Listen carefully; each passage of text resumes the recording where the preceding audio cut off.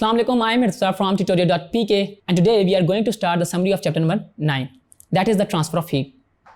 So start करते हैं heat से. तो बेसिकली जो हीट है वो एनर्जी की एक फॉर्म है जो फ्लो करती है from a body at high temperature to a body at low temperature. और हीट को बेसिकली ट्रांसफर करने के 3 तरीके हैं, that is conduction, convection and radiation. Conduction वो mode of transfer of heat है जिसमें heat vibrating atom and free electron in solid की वजह से ट्रांसफर होती है. इसको हमने चैप्टर पढ़ते हुए डिटेल में देखा कि बेसिकली थर्मल कंडक्टिविटी है क्या और rate of flow of heat क्या है. तो मैं आपको बताता चलूं कि the amount of heat that flows in a unit time is called the rate of flow of heat.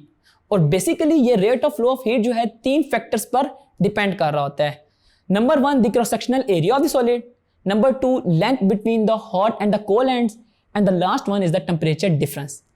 इसमें जो इनका रिलेशन है with the rate of flow of heat वो हमने टॉपिक में पढ़ा कि एरिया और टेम्परेचर डिफरेंस डायरेक्टली प्रोपोर्शनल है rate of flow of heat के, और वो rate of flow of heat हमारी लेंथ के इनवर्सली प्रोपोर्शनल है.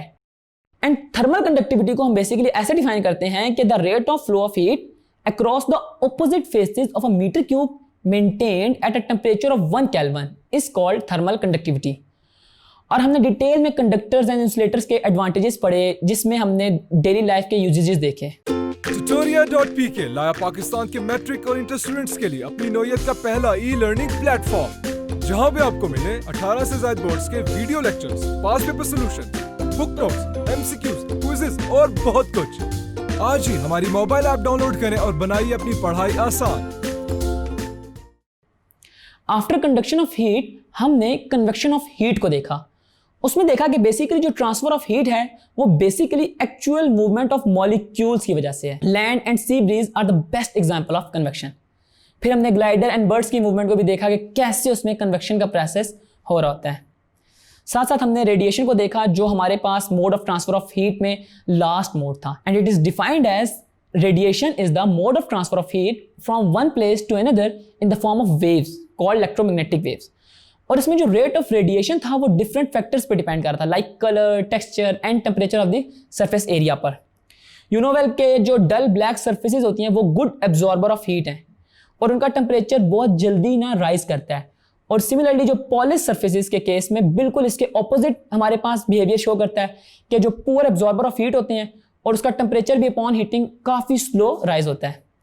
और जहां तक बात रही ग्रीन हाउस इफेक्ट की, तो उसमें होता क्या है कि जो हीट है वो ट्रैप की जाती है कि जब radiations from the sun enter होती हैं ग्रीन हाउस में, तो उसमें होता यह है कि as a resultant shorter wavelength pass out हो जाती हैं और लॉन्गर वेवलेंथ की रेडिएशंस ग्रीन हाउस में ट्रैप हो जाती है जो कि उसको वार्म रखती है, जिसके नतीजे में हमारे पास प्लांट की ग्रोथ बहुत बेटर होती है.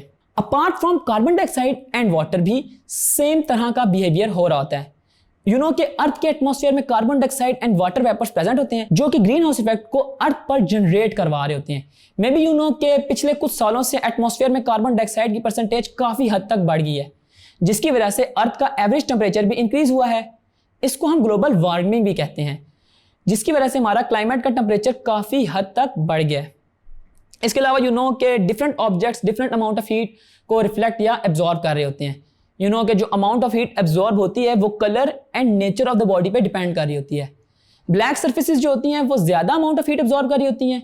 इसी वजह से किसी ब्लैक सर्फेस बॉडी को धूप में रखें तो वो जल्दी गर्म हो जाती है, और अगर उसी बॉडी को हम किसी ठंडी जगह पर रखें तो वो कूल डाउन भी जल्दी हो जाती है. इसके अलावा कुकिंग एंड हॉट पॉट्स के इंटीरियर को पॉलिश रखा जाता है to reflect back the most of heat radiation within them. Like you know कि थर्मोफ्लास्क जो होता है वो डबल वॉल्ड ग्लास वेसल से बना होता है ताकि ट्रांसफर ऑफ हीट को रिड्यूस किया जा सके. सही, तो आई होप आपको चैप्टर काफ़ी हद तक क्लियर होगा. हमारी समरी आज यहाँ पे कंप्लीट होती है. So see you soon. Until then, this is Irza from tutorial.pk.